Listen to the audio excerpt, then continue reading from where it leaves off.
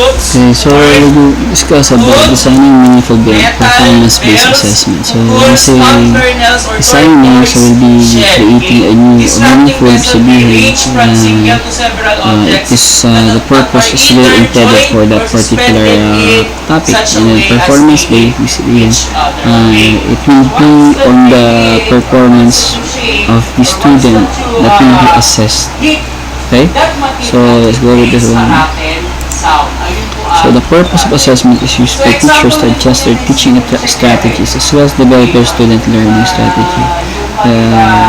So when we teach, we will be using the assessment to know if the students are really learning from our teaching strategies, and also to develop students' learning strategies also. For example, they will be anticipating what will be what you will be giving them to them, and then also you'll be learning about the learning of your students through this tool-like assessment. So using the information, the feedback on the assessment, you'll be able to identify the strengths and weaknesses of those students with their own performances. Okay, so that's the purpose of assessment. So by identifying also the purpose of assessment, teachers can utilize information, identify strengths and weaknesses.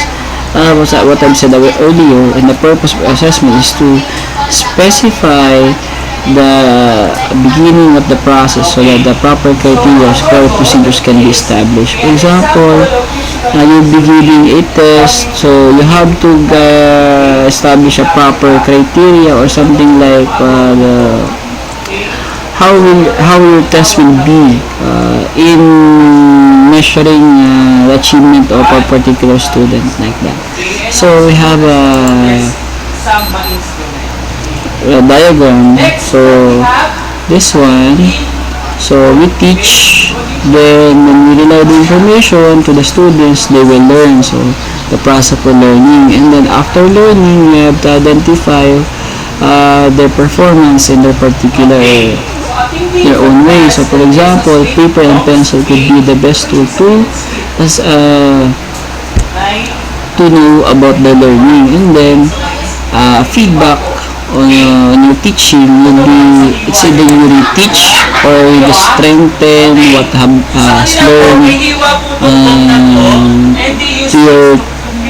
was taught already. So then the cycle goes on, go back to if there is something that learned on that assessment or feedback, so we'll be again teaching them, and then I think they will be learning again, and then the process goes on until such a skill or something like think like info is learned already. So this is a good diagram for the representation of the teaching and learning process and the assessment from that particular learning and teaching process. So questions to determine or considered in determining competencies. Why is it important? What important cognitive skills or attributes do I want the students to develop? So before teaching anything, you have to plan first. Okay? What social and affective skills I want the students to develop. So for example, in valuing something, topics, for example, like that, you have to preset already what has to be learned emotionally or something like socially. So what metacognitive skills do they develop? For example, how do they learn? You have to preset that also.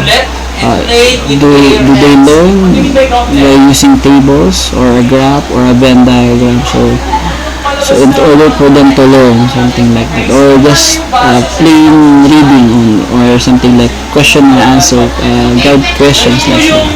So when they encounter something, what is the main skill to help them to learn? Okay, so yeah.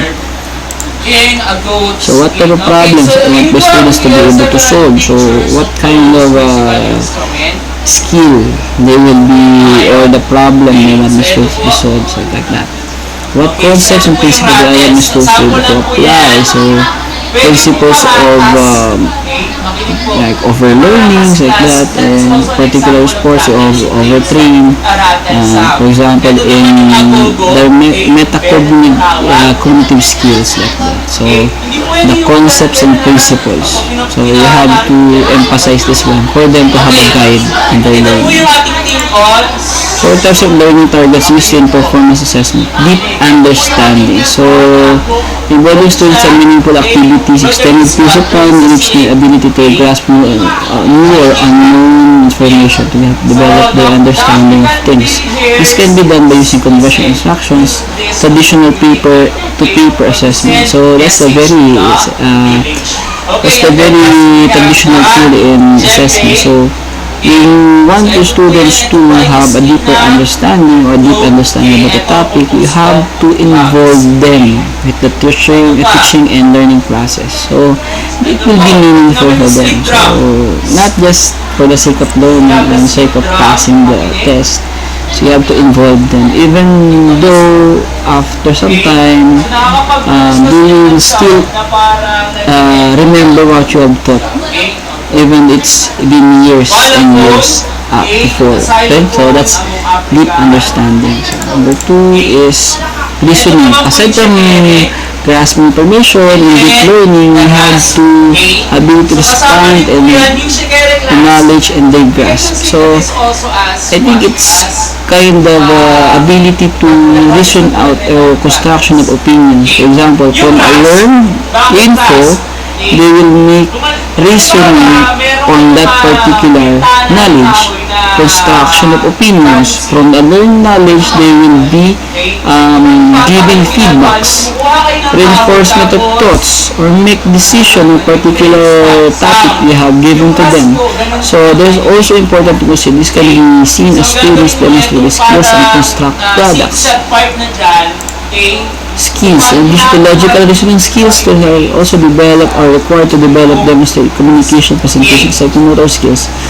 Psychomotor skills refers to a physical action required to certain tasks, also refers to external capacity to learn to demonstrate what they know. So it is a performance demonstration or performance they will be exhibiting their performance what they have learned. They will treat the information like their own.